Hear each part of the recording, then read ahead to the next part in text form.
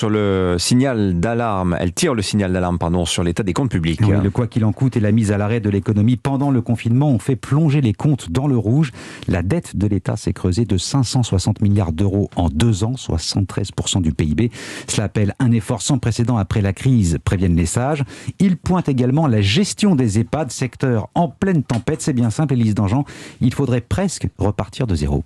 Oui, la Cour des comptes parle de fragilité structurelle révélée notamment par la pandémie. Le lourd bilan dans les EHPAD, près de 34 000 morts en seulement 1 an, ne s'explique pas seulement par la fragilité des résidents, estiment les sages.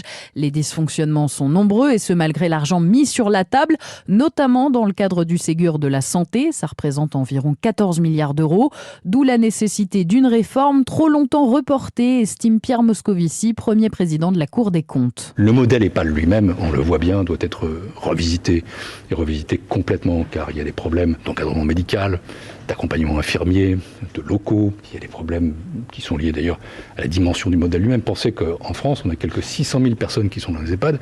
En Italie, ils ne sont que 100 000. Quel est l'équilibre à trouver entre ce qui doit être pris en charge institutionnel et ce qui doit être pris en charge familial?